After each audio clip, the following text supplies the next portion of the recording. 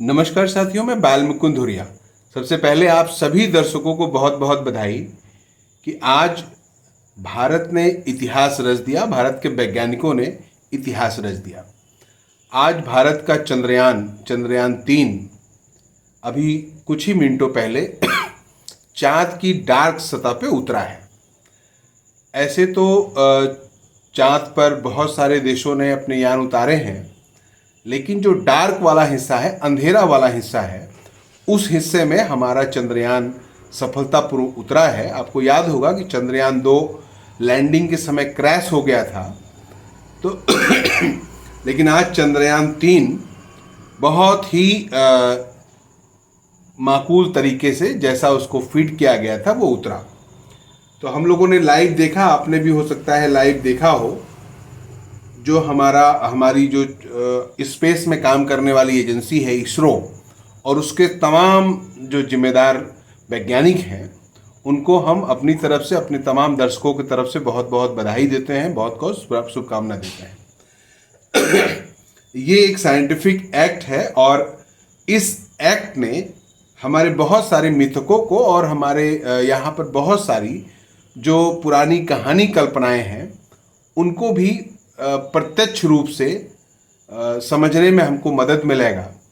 चांद पर जब हमारा ये यान गया है, और यान चांद से जब पृथ्वी की फोटो भेजेगा, जिसको अब साफ साफ आप जब देखेंगे तो कैसे पृथ्वी जैसे सूरज और चांद हमें आसमान में दिखता है, ठीक उसी तरह हमारी पृथ्वी भी अंतरिक्ष में घूम रही है। ये हम प्रत्यक्ष देख पाएंगे। अभी तक बहुत सारी किंवदंतियां थी, और हमारी तमाम जो मिथक है, हमारे यहाँ कहानियाँ हैं ग्रहों को लेकर, नक्षत्रों को लेकर, उसके बारे में भी नए सिरे से तथ्यात्मक समझने को मिलेगा। इसके लिए मोदी जी को भी हम बधाई देते हैं। अभी पूरा इवेंट उन्होंने कोशिश की कि जैसे उनके ही कंधों पे चीज़ें चल रही हैं, और आगे बढ़ के अंत तक झंडा स्क्रीन पे हिलाते रहे। अरे भाई, आप भारत के प्रधानमंत्री हैं, इसको पूरी दुनिया जानती है। तो आप इस तरह का अप्रिशिएट करने के बजाय पूरा श्रेय अगर मोदी जी खुद ही लेना चाहेंगे, ये थोड़ी अतिशयोक्ति हो जा रही है। लेकिन अब क्या कहिएगा, हमारे वाले हैं ही ऐसे।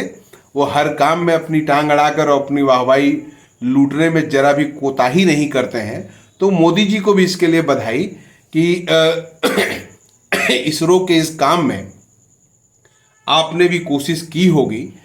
अब जैसे एक रूटीन में काम चलता है, और बहुत स्वाभाविक है, सरकार ने फंडिंग की है, हमारे आपके पैसे से ये मिशन गया है, जो लोग टैक्स पे ही हैं। और कुल मिला के दुनिया अंतरिक्ष के बारे में जो समझना चाहती है, उसमें भारत का भी महत्वपूर्ण योगदान आज ये साबित हो गया है। अब 14 दिन का अभियान है। 14 दिन हमारा जो यान है, वो अभी वहाँ लैंडर उतरेगा, उस यान से एक जहाज उतरेगा, वो 14 दिन चांद की सतह पे टहलेगा। चांद से मिट्टी, वहाँ के एटमॉस्फेयर के बारे में, वहाँ पर पानी के बारे में, इस तरह से बहुत सारी चीज़ों के बारे में वो जानकारी प्राप्त करने की कोशिश करेगा। ये सब करेगा, और ये सब करके वो रिपोर्ट देगा। इससे पूरी दुनिया को अंतरिक्ष के बारे में और चांद के बारे में जानकारी हासिल करने में बहुत आसानी और सहूलियत होगी। तो हमने दुनिया के साथ कदम ताल करते हुए अंतरिक्ष विज्ञान में भी आज मील का पत्थर एक रखा है। अब इसके आगे या इसके पीछे ही चीज़ें होंगी, और साउथ पोल में हो सकता है देश, दुनिया के तमाम देश अपने अभियान भेजें।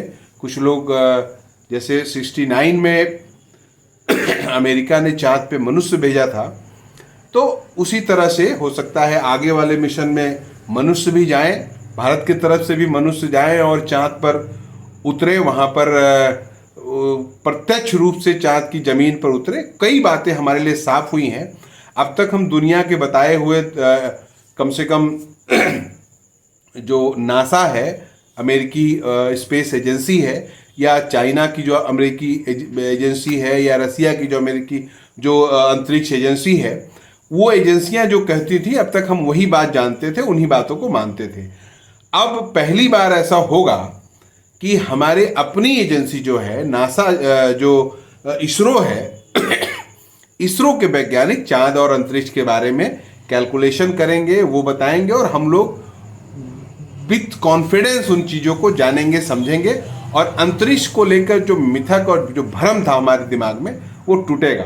तो आपको बहुत बहुत बधाई अंतरिक्ष में इस जीत के बारे में, और अंतरिक्ष की दुनिया के बारे में, अंतरिक्ष की परिस्थितियों के बारे में हमारा जो ज्ञानवर्धन, नए सिरे से जो ज्ञानवर्धन हो रहा है, उसके लिए भी आपको बहुत बहुत बधाई, बहुत बहुत बधाई इसरो की टीम को, बहुत बहुत बधाई जितने हमारे 135-40 करोड़ भारतीय जो हमारे आज एक्साइटमेंट में इस चीज़ को देख रहे थे, उन सबको बहुत बहुत मुबारकबाद, बहुत बहुत बधाई।